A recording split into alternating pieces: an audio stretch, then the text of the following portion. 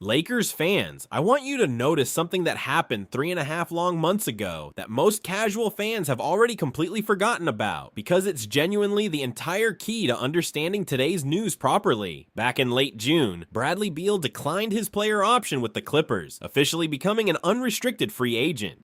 And in the days that followed, according to reporting at the time, personnel from the Heat, the Bucks, the Timberwolves, the Warriors, and the Lakers all reached out and had extensive conversations with Beal and his agent. That's real, documented interest that existed months ago, and then nothing. Beal simply never signed anywhere. He sat in free agency through the entirety of July, through August, through September, and now into the start of training camp itself. A genuine three-time All-Star with zero team to call his own. That specific prolonged silence was the real story nobody could fully explain. And at 12:44 this afternoon, on a live NBA Today segment, Shams Charania told the entire basketball world exactly why that silence just ended. Bradley Beal has agreed to sign with the Los Angeles Lakers. Before you scroll off, I'm telling you right now, by the very end of this video, I'm going to tell you the specific, precise reason Shams gave for why this particular signing took 3.5 full months to actually materialize, tied directly to something about Beal's own physical recovery that genuinely wasn't fully resolved until quite recently. I'm also going to tell you what Luka Doncic posted from his own personal account 13 minutes later, a specific message that's already being replayed across virtually every single Lakers show in the entire country. Stay with me all the way through this entire one. Do not click off early. Here's how it all actually went down. Malika Andrews is mid-segment discussing training camp roster battles around the league when her earpiece clearly detonates with real urgency. She stops mid-sentence. "We have to go to Shams. This is significant. Please stand by." And they cut. Shams delivers, and this is close to a direct word-for-word transcript. I want to explain why this specific signing took so long to actually materialize, because the interest from multiple teams was real back in June and July. My understanding is that Beal's camp and every single interested team, including the Lakers, agreed early on that a full, independent medical evaluation of his hip following last season's fracture and surgery needed to be completed before any team was willing to commit real money to him.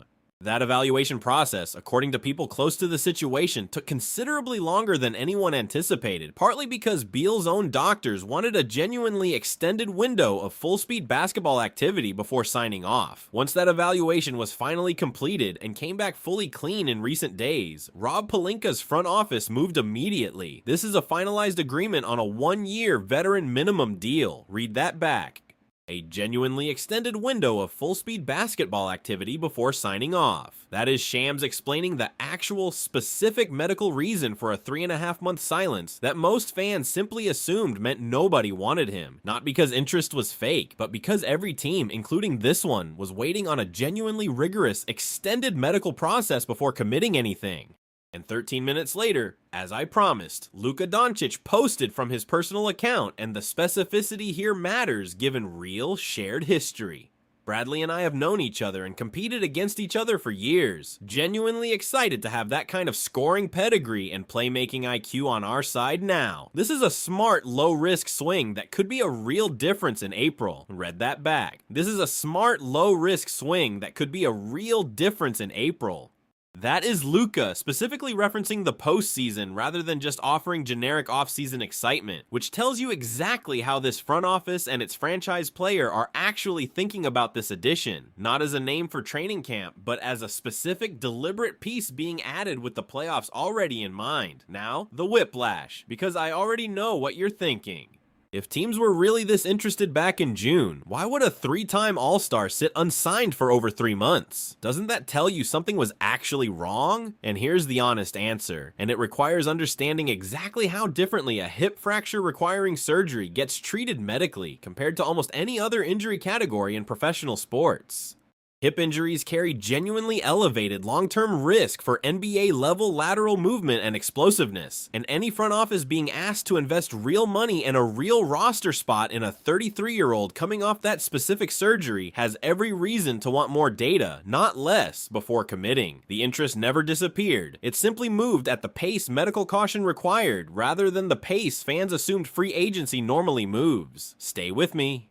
Because once you understand exactly how Beal's specific skill set fits this roster's actual remaining need, this stops looking like a desperation signing and starts looking like exactly the kind of patient value hunting a smart front office does when time isn't actually working against them. 3 reasons Shams was this confident. Reason 3 is where the reveal lands. Reason number 1. Even after adding real complementary shooting and secondary scoring this offseason, the Lakers have genuinely lacked a proven, high-volume, self-creating scorer who can be trusted with real minutes in exactly the situations where the shot clock is dying, and somebody simply has to manufacture a bucket.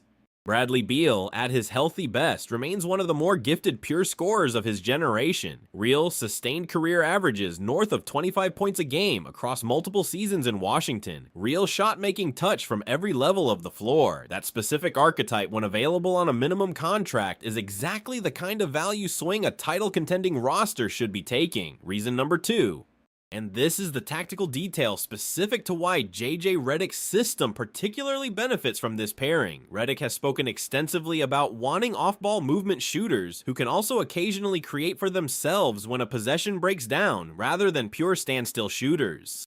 Beal's specific game, historically built around mid-range pull-ups and off-screen action, fits precisely that dual-threat profile, giving Redick a genuinely different weapon than anything else on this specific roster. And before I get to reason 3, because reason 3 is the specific medical reasoning Shams described, talk to me in the comments. Lakers fans, real question. Does the 3.5-month wait and the hip fracture history worry you enough to overshadow the obvious scoring talent, especially on a low-cost 1-year deal? Go! Reason number 3, the reasoning. Ready? Every team agreed early on that a full independent medical evaluation needed to be completed before any team was willing to commit real money to him. Read that back.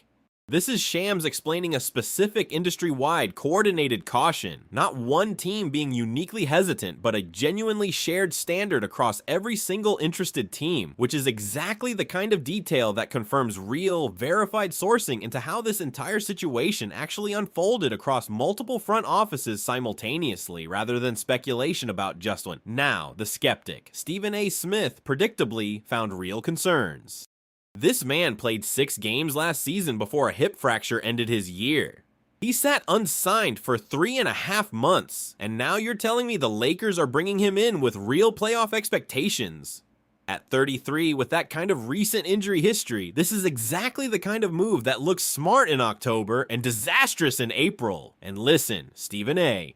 His concern about recency and severity of the injury is completely legitimate and shouldn't be minimized just because the contract is cheap. But here's the counter. Precisely because this is a 1-year veteran minimum contract, the actual downside risk to the roster is about as limited as any signing in this league can be. If Beal's hip doesn't hold up, the Lakers have lost almost nothing financially and can simply move on next summer.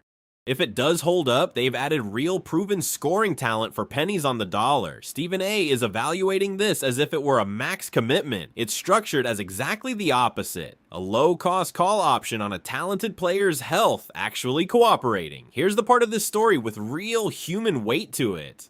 Bradley Beal has spent his entire career being one of the most talented scorers of his generation without ever getting real, sustained postseason success to show for it. Years in Washington on rosters that never fully surrounded him with contention, followed by an injury-marred stint in Phoenix and Los Angeles that never let him show what he could actually do in the right context.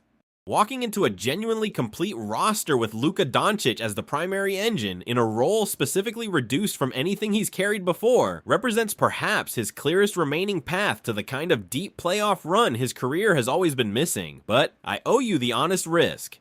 A 33-year-old guard's hip, even with a clean recent evaluation, remains a genuine, real medical question that doesn't fully disappear just because the paperwork came back favorable this specific week. Let's actually dig deeper into the specific hip injury itself, because I think most fans never got the full, real picture of exactly how serious it was at the time. Beal appeared in just 6 games last season before suffering the fracture, an injury significant enough to require actual surgical repair rather than simply rest and rehab. Injuries of that specific severity at that exact joint carry genuine, well-documented long-term concern for any professional athlete whose entire game depends on lateral quickness and explosive first-step burst. Exactly the physical tools Beal has built his career-long scoring identity around from the very beginning. That's precisely why the extended medical evaluation period wasn't teams being unusually cautious. It was teams being appropriately cautious given the actual severity of what he was actually recovering from. Let's also talk about what Beal's own camp actually prioritized throughout this process, because I think it's worth understanding beyond just the medical timeline. According to people familiar with his search, Beal specifically wanted a genuine, realistic path to real playoff minutes rather than simply taking the first offer available, which is part of why this process stretched as long as it did. He was reportedly comfortable waiting for the right situation rather than rushing into whichever team called first back in June. Let's also spend real time on Beal's actual career arc, because I think it genuinely deepens why this specific moment matters so much to him personally. A #1 overall pick's caliber of talent, drafted 3rd overall back in 2012, an all-star multiple times over, a genuine 50-point scorer on his best nights. And yet, across more than a decade in this league, Beal has advanced past the second round of the playoffs exactly 0 times. That specific glaring gap between individual talent and team success is exactly the kind of thing a proud competitor thinks about constantly as his prime years start slipping away, which is precisely why a genuine, realistic shot at a deep playoff run mattered enough to him to wait months for the right situation rather than simply signing with whichever team called first. Let's also talk about role clarity here, because I think it's genuinely important for managing expectations correctly. This is not Beal walking in to be a #2 option. That role belongs to Austin Reeves. This is a specific situational scoring weapon deployed off the bench or in matchup-based spot minutes. Exactly the kind of role that maximizes value while minimizing physical wear across a long season for a player managing real injury history. Let's also talk about what this specific signing means for the Lakers' remaining roster spots heading into final camp decisions, because a move like this rarely happens in a vacuum. Adding a proven veteran scorer on a minimum deal likely pushes at least one younger, less established player further down the depth chart or off the roster entirely. A real meaningful ripple effect worth tracking as the team finalizes its rotation heading into the regular season.